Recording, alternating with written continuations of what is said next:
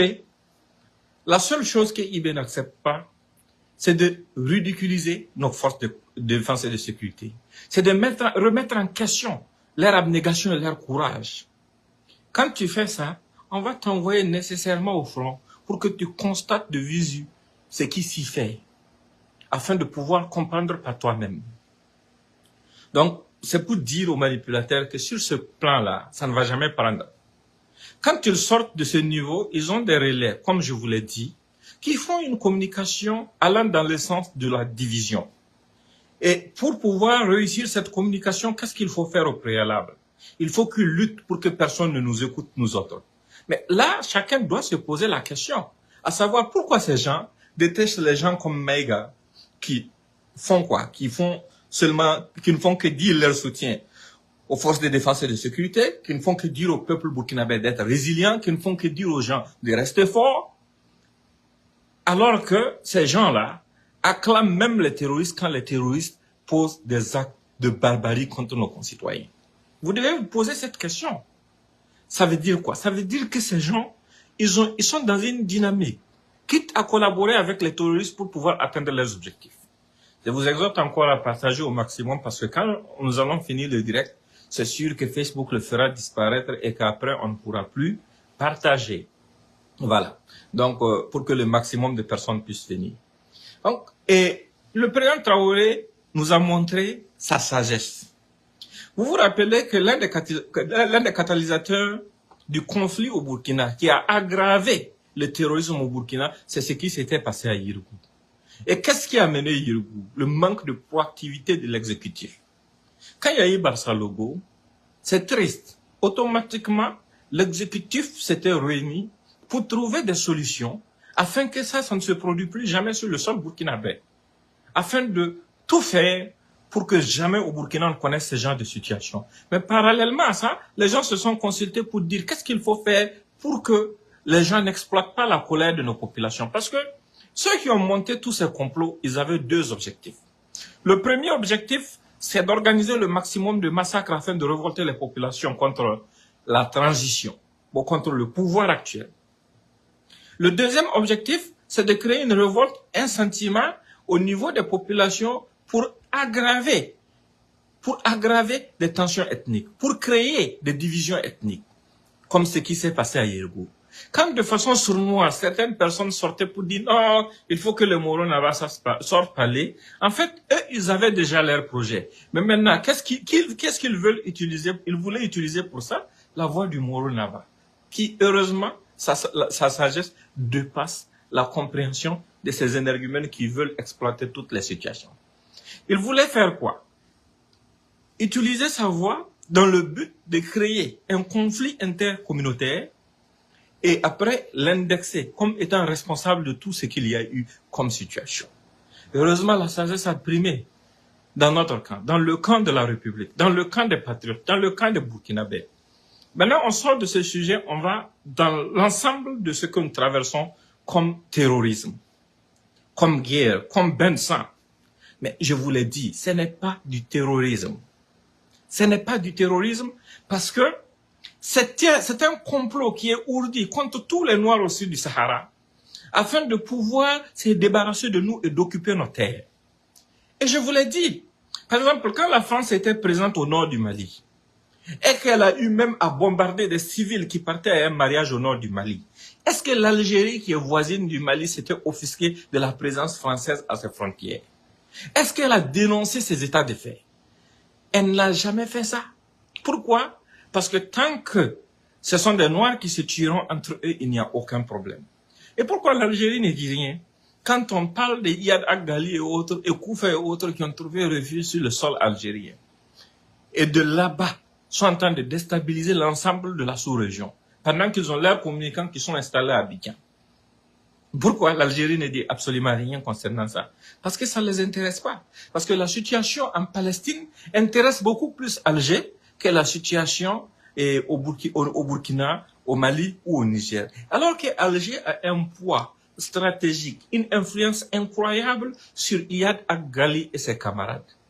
Mais ce ne sera jamais l'ambition d'Alger de les stopper. Parce que comme je vous l'ai dit, personne n'accepte de l'affirmer. Mais c'est pas une rébellion touareg. Parce que ce qu'ils appellent rébellion touareg, là, ce sont des narcoterroristes qui sont en lien avec Al-Qaïda. Les Nîmes et autres, là, font tous partie de ces factions. Maintenant, comme je l'ai dit, pour ceux qui n'ont pas suivi mes directs de par le passé, en 90, c'était IAL qui avait tenté ce séparatisme-là, que le MLA revendique aujourd'hui. C'était IAL qui l'avait tenté.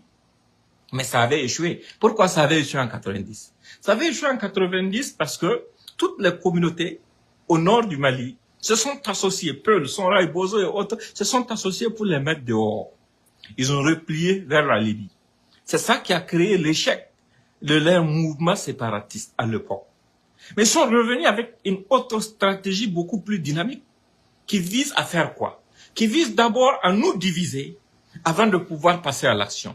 Ils savent qui sont les acteurs, qui sont les communautés qui, de par le passé ont réussi à s'unir, à s'associer pour les mettre dehors. Mais si on opposait ces communautés, ça va être beaucoup plus facile pour nous d'atteindre ces objectifs. C'est pour ça qu'ils sont venus créer cette division communautaire. Et c'est pour ça même que j'ai fait appel aux uns aux autres pour que la sensibilisation se poursuive, pour que les gens comprennent. On te dit de t'engager dans un terrorisme. Pendant que ces gens sont assis sur leur terre tranquillement loin de tes terres, c'est chez toi qu'on va te dire d'aller déguerpir des gens, d'aller assassiner des gens, d'aller faire des vidéos dans ta langue après des massacres des citoyens civils. C'est chez toi qu'on va dire d'aller empêcher aux gens de cultiver pour qu'ils meurent de faim. C'est chez toi qu'on va dire d'aller créer des blocus, miner les routes pour que les populations ne puissent pas avoir de quoi subvenir à leurs besoins. Mais tout ça, ce sont des crimes contre l'humanité extrêmement graves. Mais ces racailles qui sont chez nous, qui disent qu'ils aiment la patrie, qu'ils sont pour la vérité là, ils ne critiquent pas ça. Ils ne critiquent pas le fait que la faute incombe aux terroristes. Que ce soit des embuscades contre le FDS ou contre des civils ou contre des VDP, ça incombe aux terroristes parce que ce sont les terroristes qui sont responsables de l'acte d'atrocité d'abord. Ce sont eux les responsables. C'est ce qu'il faut dénoncer. Mais quand les terroristes montrent quelquefois des images insensées pour accuser nos forces de défense et de sécurité d'atrocité, c'est même les terroristes qui se disent opposants par moment là, ou qui se disent activistes, se lèvent à gauche, à droite et commencent à crier devant le monde entier pour dire que non, il faut que la CPI fasse il faut que la... Mais pourquoi vous ne demandez pas à la CPI d'intervenir pour obtenir justice pour les gens de Bassalogo? Et pour toutes les victimes des atrocités terroristes, pour tous ceux qui sont tombés et sans aucune arme, pour tous ceux qui sont tombés sur leur propre terre, alors qu'ils n'ont rien fait à quelqu'un, ils ne demandent que le droit de vivre chez eux. Pourquoi? Et pourquoi, plutôt que de mettre vos énergies à lutter contre ceux qui disent au peuple, on va gagner cette guerre, ceux qui sensibilisent le peuple, qui essaient de lui faire comprendre les enjeux de cette guerre-là, plutôt que de focaliser vos énergies sur eux, si vous focalisez vos énergies sur les terroristes, qui sont la source de nos malheurs, qui créent les embuscades, qui minent les routes, qui font tout pour porter atteinte à notre morale, qui font tout jour et nuit pour massacrer le maximum de personnes. Si votre communication était redirigée contre ces terroristes-là, c'était pas mieux. Mais en clair, pour ceux qui comprennent et qui perçoivent les choses comme ça doit être perçu, le jeu est clair. Ce qu'ils veulent, c'est tout faire pour nous mettre à genoux. Ces gens-là, qui se disent opposants ou bien parfois activistes, ne sont que des communicants de terroristes. Parce que tout ce qu'ils veulent, ils détestent le président Traoré et la transition et notre armée, plus qu'ils ne détestent les terroristes. La preuve en est que quand les terroristes balancent quelque chose, ce sont eux qui se transforment en relais de communication des terroristes. Partagez au maximum parce que, comme je l'ai dit, quand le direct va finir, la vidéo va disparaître et on ne pourra plus jamais partager. Voilà, donc c'est important à savoir. Ces gens ont essayé de nous amener sur plusieurs terrains, à plusieurs reprises. Ce sont eux qui essayent, quand ils diffusent les communications des terroristes, parfois même ils le font de façon sournoise pour précipiter le pays dans le gouffre. Parce que comme je l'ai dit, même ceux qui vont sur le terrain pour commettre ces atrocités, beaucoup ignorent même ce qu'ils sont en train de faire.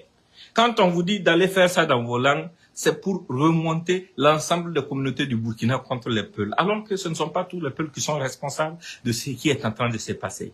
Le Burkinabé reste sourd face à cette tentative de manipulation. Et ça, c'est très intéressant. C'est là où le peuple est à féliciter. C'est ce qui montre notre niveau de maturité. C'est ce qui montre que nous sommes vraiment un peuple béni, déterminé et fier. Et notre cohésion sociale, là, personne ne peut la briser.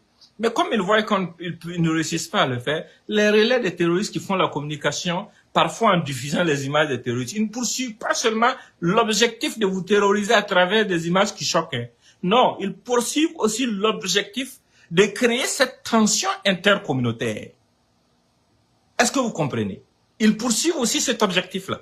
Donc, c'est à nous d'éviter de tomber dans ce piège. C'est à nous de comprendre, quand on pose la question à un Burkinabé aujourd'hui, c'est quoi notre problème? Est-ce IB notre problème ou le terrorisme notre problème? Et la réponse, elle est évidente pour chaque Burkinabé qui aime ce pays. Le problème du Burkina Faso, c'est le terrorisme. Ce n'est pas IB qui a commencé le terrorisme au Burkina. Ce n'est pas IB qui a bombardé la Libye.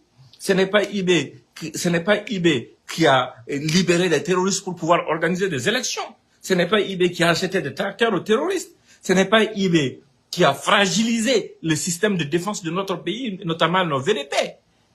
Ce n'est pas IB qui a divisé notre armée. Ce sont des gens qui, pour des calculs politiques et politiciens, ont passé leur temps à nous diviser, à nous subdiviser dans le but d'atteindre leur objectif. Leur objectif, c'est quoi? C'est gouverner ce pays. Même s'il va rester un seul Burkinabé, quelle que soit la condition sécuritaire pour eux, il faut que ça soit eux. Et personne ne doit réussir sur ces chantiers-là. Ce n'est pas IB qui a commandé des hélicoptères civils pour l'armée. Ce n'est pas IB qui a empêché à ce que des gens aient des drones. Ce n'est pas IB qui a empêché à ce que l'armée soit conséquemment équipée. Ce n'est pas IB qui a fait que les gens n'ont pas eu l'initiative de faire contribuer la population à l'effort de paix afin que le peuple puisse financer sa propre guerre. Non, ça, ce n'est pas IB. Ça n'a jamais été IB. Ce n'est pas la faute à IB. Donc, il faut le comprendre. Il faut comprendre que ces gens surfent sur nos divisions. Ils surfent sur nos émotions. Parce que normalement, quand on aime un pays, quand il y a un drame, quand il y a un ennemi extérieur à causer, qu'est-ce qu'il faut faire? Il faut d'abord dénoncer la lâcheté de l'ennemi, s'asseoir, analyser là où est-ce que nous avons failli et apporter ensemble une réponse coordonnée à l'ennemi. Mais on ne va pas devenir des défaitistes, des alarmistes qui, à chaque coup de poing qu'on reçoit, se mettent juste à pleurnicher, à nous en vouloir, à nous entredéchirer, à nous entretuer nous-mêmes.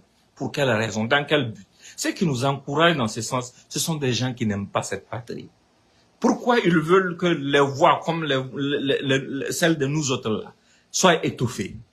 Nous ne disons rien de mal qui va à l'encontre des intérêts de notre patrie. Nous ne disons rien de mal qui peut démoraliser nos forces combattantes ou nos populations. Ce que nous sommes en train de faire, c'est ce qui doit être fait en temps de guerre.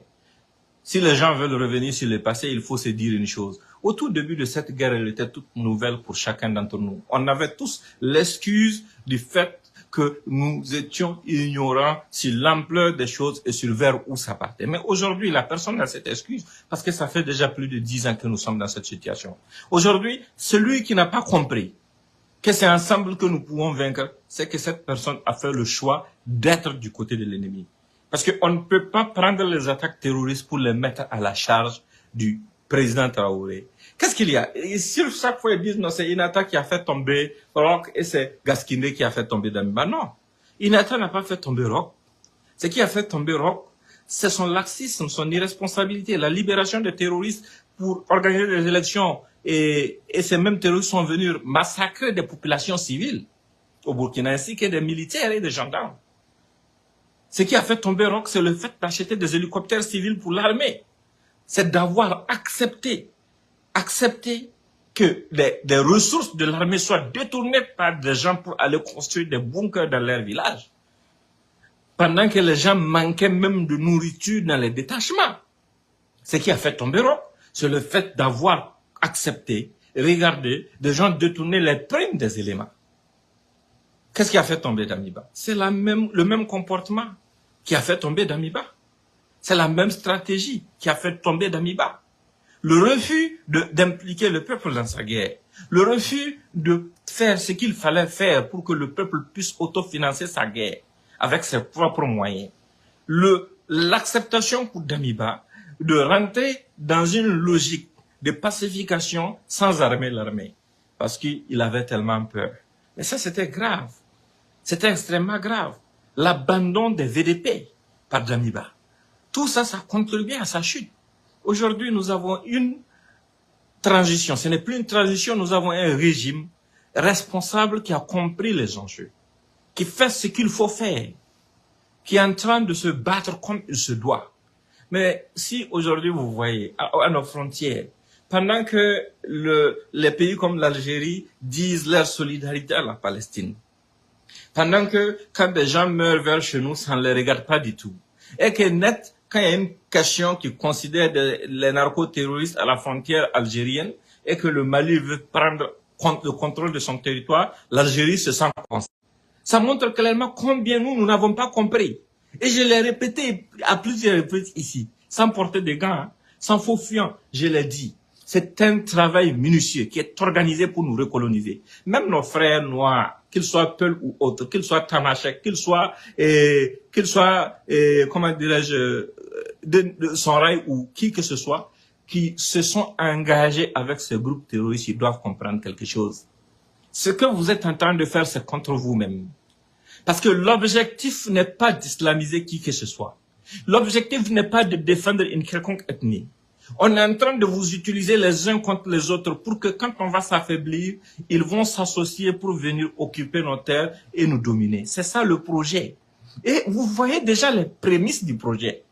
Parce qu'aujourd'hui, pour eux, les gens sont suffisamment affaiblis qu'ils ont commencé déjà à créer des coalitions sur la base identitaire.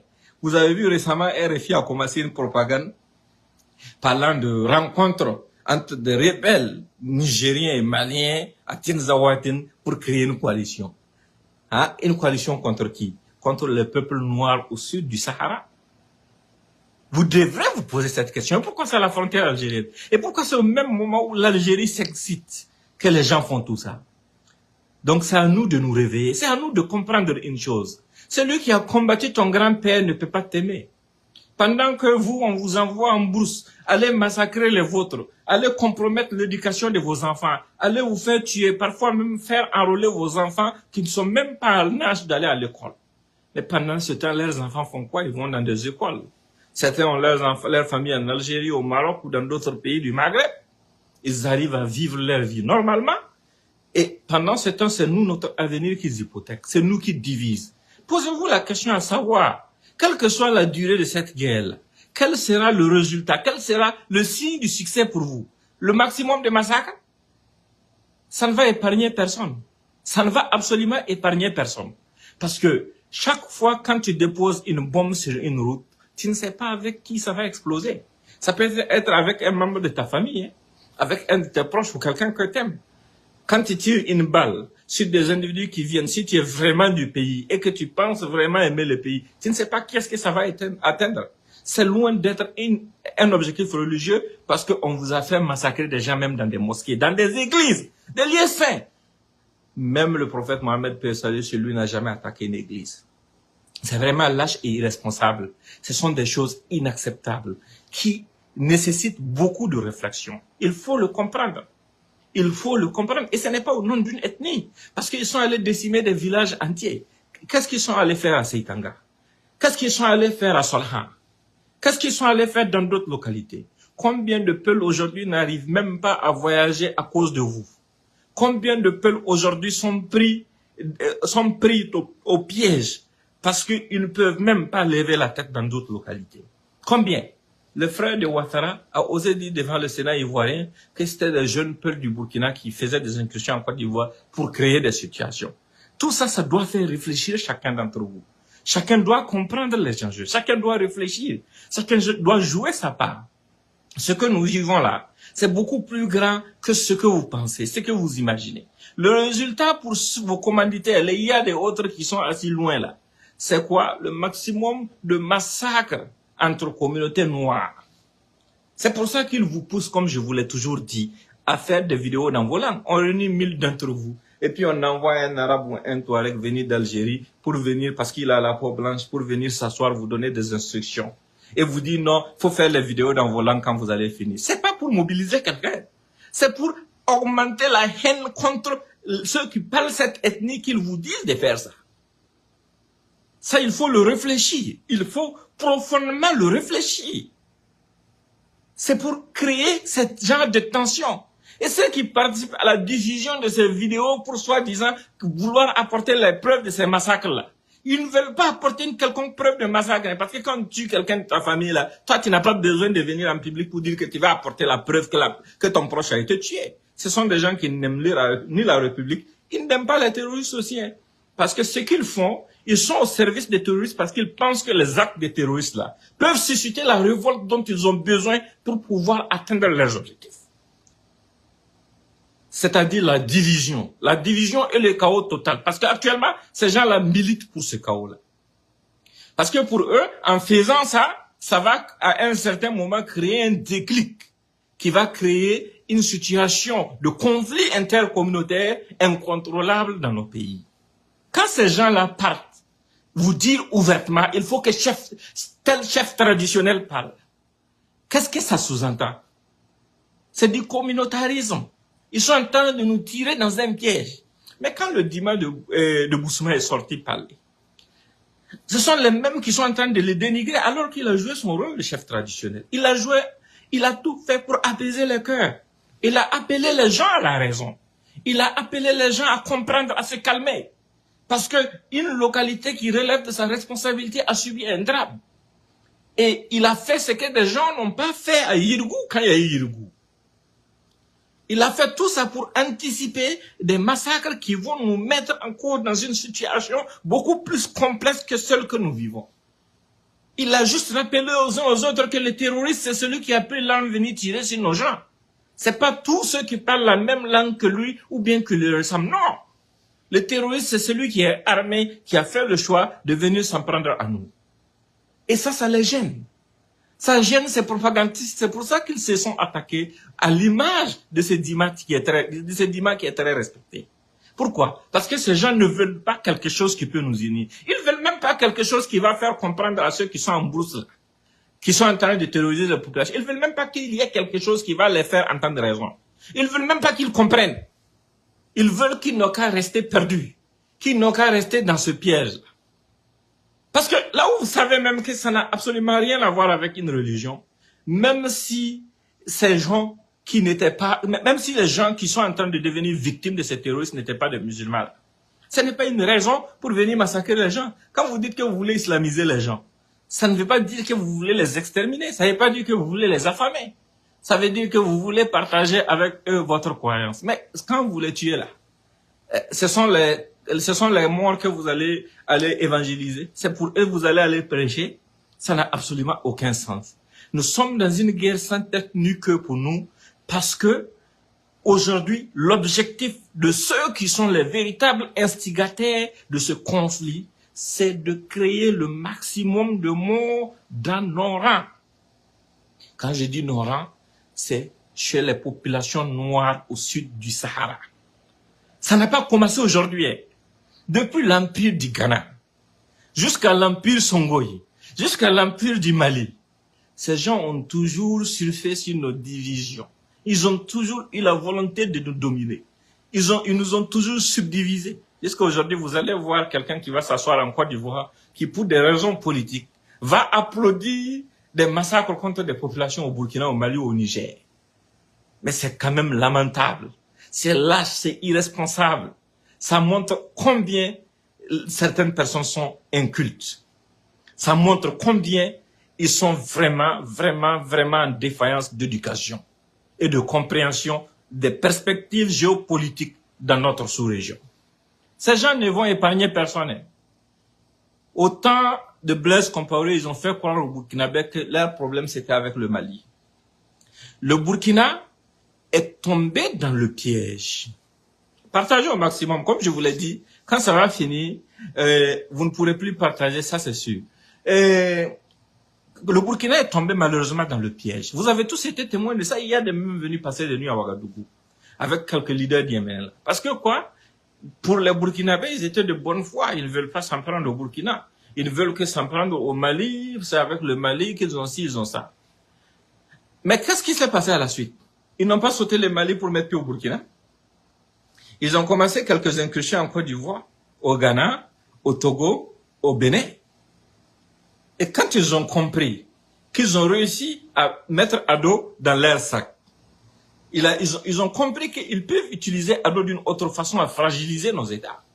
Parce que quand Ado, par exemple, est insensible à tout ce qui se passe au Niger, au Burkina, au Mali, et qu'après le coup d'État contre Bazoum, c'est là pour venir dire la Côte d'Ivoire a décidé de participer à ce qui va se passer à l'opération qui aura lieu pour réinstaller Bazoum. La Côte d'Ivoire a décidé d'envoyer un bataillon. Nous allons mettre les moyens pour qu'il ne manque de rien du tout. J'ai instruit mon chef d'état-major pour qu'il n'a qu'à mobiliser ses... Mais ça veut dire quoi? Ça veut dire qu'il n'a absolument rien compris. Et pour eux, c'est une opportunité. Ils ont dit, voici quelqu'un que nous pouvons utiliser. Épargnons-le pour le moment et emprenons-nous aux autres. Ne leur donnons pas l'opportunité de croire qu'ils ont le même problème. Parce que si nous leur donnons l'opportunité de croire qu'ils ont le même problème, ils vont s'associer, ils vont s'unir pour nous combattre et ils vont vaincre. Mais maintenant, il faut les diviser, les subdiviser. Donc c'est pour ça qu'ils ont arrêté là-bas de faire une quelconque incursion. Ce n'est pas, et pendant ce temps, ils profitent, comme leur reporter Wassim Nasr l'a dit, ils profitent de recruter des gens pour les préparer pour le moment propice. Hein. Voilà. Mais après ça, qu'est-ce qu'ils font? Ils font des incursions au Togo. Ils ont brièvement épargné le Bénin jusqu'à ce qu'ils comprennent que le Bénin et le Niger étaient sur le point de reprendre leurs relations. Immédiatement, dans la même semaine où il y a eu la rencontre entre les officiels nigériens et béninois là, ils ont repris les attaques au Bénin. Qu'est-ce que ça montre? C'était un message qu'ils étaient en train d'envoyer au Bénin. Éloignez-vous d'eux, sinon vous aussi on va vous mettre dedans. Mais si vous n'avez pas compris, mais c'est grave. C'est l'occasion pour nous d'oublier tout ce qui nous divise sur le plan politique. Tous les pays noirs de l'Afrique au sud du Sahara là, ont intérêt à se donner la main pour pouvoir s'en sortir. Les gens sont là, ils prennent des infrastructures comme si c'était du développement. Le développement et l'équipement, ça fait deux. Hein. Construire des routes, des ponts et autres. Là, vous avez vu la crise des années 2000. Comment ça a détruit tout un pays qui était en voie de décollage. Pourquoi? C'était la conséquence des mauvaises politiques du passé qui avaient rattrapé ce pays-là. Et aujourd'hui, vous narguez des gens qui cherchent à survivre, vos frères, qui sont en train d'être déguerpis à quelque part de vous. Pour des raisons politiques, vous les narguez. Vous vous moquez d'eux. Vous montez des images de ponts pour dire que voilà le développement. Ça, c'est l'équipement. Pont là, on peut faire disparaître tous les ponts d'un pays en une journée. C'est pas le choix de quelqu'un, mais ça peut arriver. Faites très, très, très attention. Il faut comprendre que ce qui se passe chez nous actuellement, c'est un enjeu qui va au-delà du Burkina, qui est un enjeu qui va au-delà du Mali ou du Niger. C'est un enjeu qui va au-delà de la Côte d'Ivoire, du Ghana et de tous les pays au sud du Sahara. Aujourd'hui, le Nigeria, par exemple, a commencé à comprendre. Le Nigeria a complètement révisé sa position concernant le Niger et a adopté une approche vraiment beaucoup plus fraternelle et responsable vis-à-vis du Niger. Mais c'est ce qu'on demande à tout le monde. On n'est pas obligé d'avoir les mêmes partenaires. On n'est pas obligé d'avoir les mêmes politiques. Mais il faut qu'on comprenne qu'on a un défi commun. Il faut qu'on n'oublie pas notre fraternité. Il faut qu'on n'oublie pas notre devoir de solidarité, les uns vis-à-vis des autres. On n'a pas dit de prendre votre budget pour venir nous appuyer. Mais ne servez pas d'abri à ceux qui veulent nous détruire. Certains disent, mais bon, il y a Damiba est dans le complot, mais pourquoi vous n'attaquez pas le Togo? Parce que Damiba est arrivé au Togo dans un contexte, dans des circonstances bien précises. Et nous n'avons aucune preuve aujourd'hui, absolument aucune preuve que l'État togolais finance ou appuie les projets de déstabilisation de Damiba. Le Togo n'a pas créé un centre des opérations pour pouvoir déstabiliser le Burkina. Nous avons pleine conscience de ça. Le Togo a facilité les choses pour le Niger, pour le Burkina et le Mali dans les temps les plus complexes de notre histoire. Il ne faut pas oublier cette fraternité. Il ne faut pas oublier ces actes de bonne foi. S'il y a des choses à corriger avec le Togo, l'exécutif le fera. Mais la Côte d'Ivoire a ouvert ses portes à des gens qui font la communication des terroristes. Des terroristes qui endeuillent nos familles. Si aujourd'hui il y avait une attaque terroriste en Côte d'Ivoire, je touche du bois, je ne souhaite pas que ça arrive, et que les terroristes diffusent une image choquante, est-ce que vous pensez que si un Ivoirien se permet de prendre ça diffuser, Ado va le laisser? Il ne va jamais le laisser.